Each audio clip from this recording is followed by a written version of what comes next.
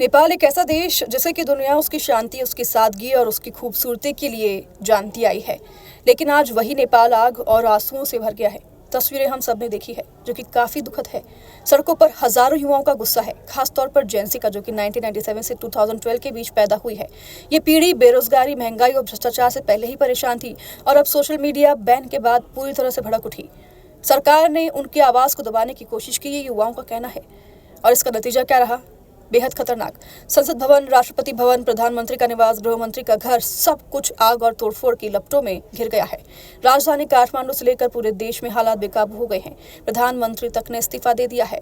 स्थिति इतनी गंभीर हो गई है कि भारत से पूरी तरह से कांटेक्ट नेपाल से बंद कर दिया गया है। सभी एयरलाइंस दिल्ली से काठमांडू आने जाने वाली रद्द कर दी गई हैं। बस पर भी रोक लगा दी गई है।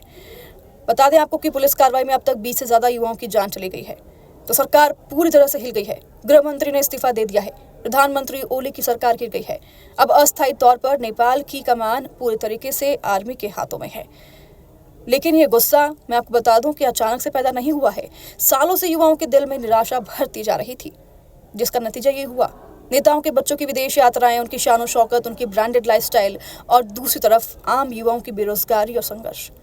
लोगों में इसके प्रति गुस्सा भरता गया। सोशल मीडिया पर यही बातें #नेपोकिट जैसे कैंपेन्स के जरिए ट्रेंड करने लगी।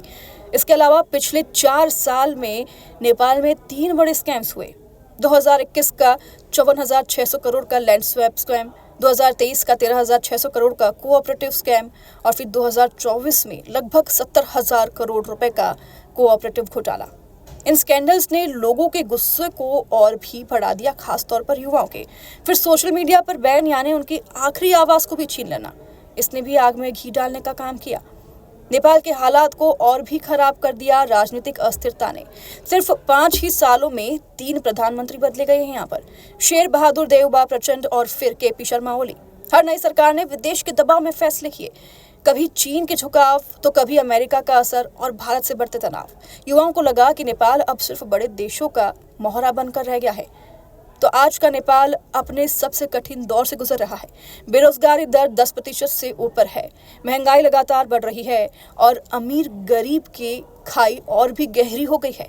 लेकिन अंधेरों में भी एक उम्मीद बाकी है, और वो उम्मीद है युद्ध की यूनिटी। ये लड़ाई सिर्फ सोशल मीडिया के लिए नहीं है, बल्कि अपने फ्यूचर, अपने आइडेंटिटी और अपने आज़ादी के लिए है। सवाल यही है कि क्या यह ब्रोकन सिस्टम बदलेगा? क्या नेपाल फिर से स्टेबिलिटी पा सकेगा?